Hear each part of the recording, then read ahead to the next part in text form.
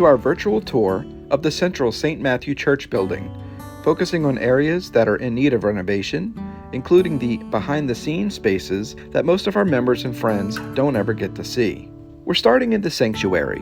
While this is a space with which we are most familiar, we'd like to bring your attention to some specific needs. The carpet was installed a long time ago and is very worn. We were close to replacing it when COVID hit and we went into lockdown, and that effort has not been reinitiated. If you look up, you can see where there is water stains and peeling paint on the ceiling. The uneven floors in the building will be a common theme. In the sanctuary, this half step from the left tower is the most obvious example, but we will see many others. The entrance ramp was installed in 2003 or so and provides wheelchair access into the sanctuary on Sundays. The pulpit level is up 3 steps and the altar is another step to a half-circle space, all making it difficult for anyone with mobility issues to participate in leading the worship services. There are also steps to the choir loft. We're going to exit the sanctuary through the doors at the left of the altar. Note another step up to go out the doors. Before we fully leave the sanctuary, let's take a look at the bathroom. This is the only bathroom really accessible to visitors and members. If you come to visit the church during the week, you will use the Willow Street door. And to get to the offices, you must climb these steep stairs. Or someone will need to go all the way to the end of the education building that is rented to the Noble Minds Charter School to let you in so you can come in through the ramp entrance. The stairs go up here to the second floor balcony and the nursery.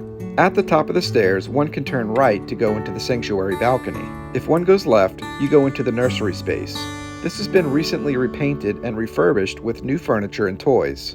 There's also an audio feed from the pulpit microphones so that parents or the nursery teachers can listen to the service while they're with the young children. Through this other door is the narrow walkway that continues around behind the organ. We'll see the other side of that in a few minutes. We're going back down the stairs into the area of the building where the church offices are. Down this hall are the administrative offices, the music minister's office, used as the music library and related storage.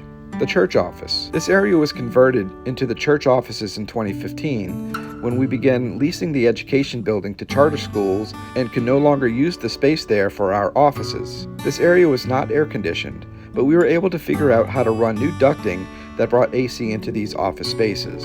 We go through the doors from the lounge area into the only space we have currently that can be used for meetings.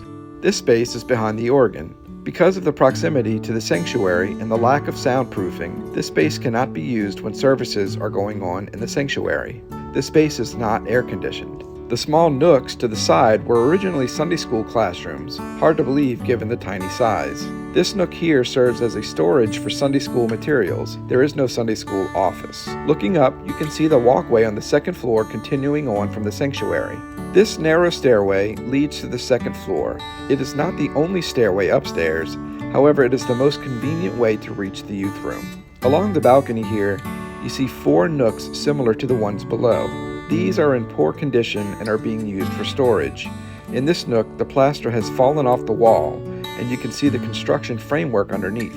Through this door is the newly designed youth room. Barbara has been working with the teens and youth to transform this into an inviting space where they can hang out. Pre-Katrina, this room, together with another space on the other side of this rolling wall, was used by a parent-child preschool program.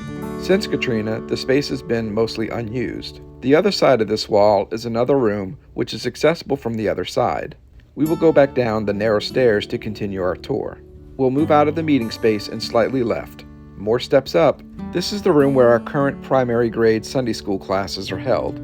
You can see that it is pretty minimal. There is a window air conditioner to cool the space. This door takes you to a very small bathroom. This door goes out into the yard.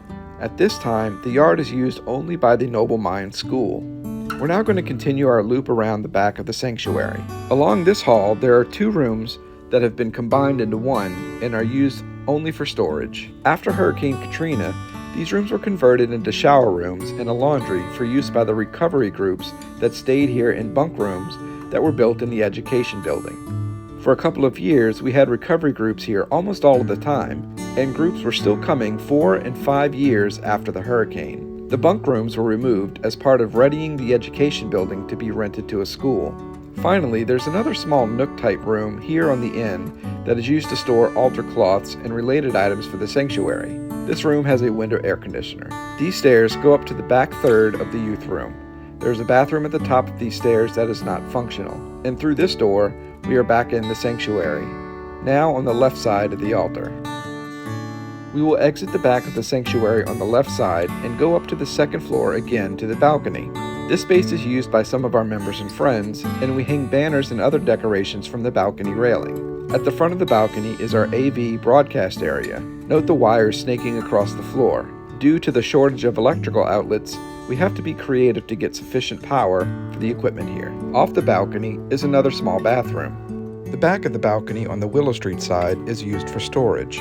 Our banners and other larger items, including the original blueprints for the building.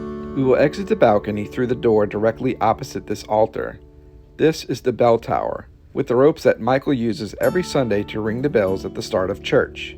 We go up these stairs to get to the attic space. This space is out over the Willow Street side of the balcony.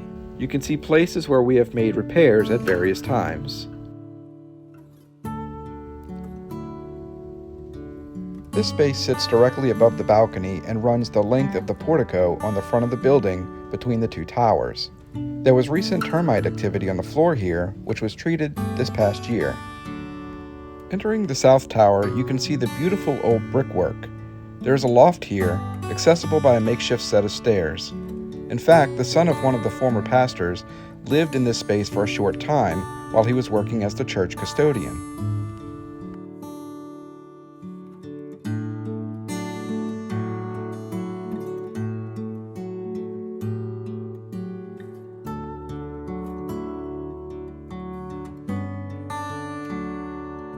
This is the top of the other tower and provides access onto the roof.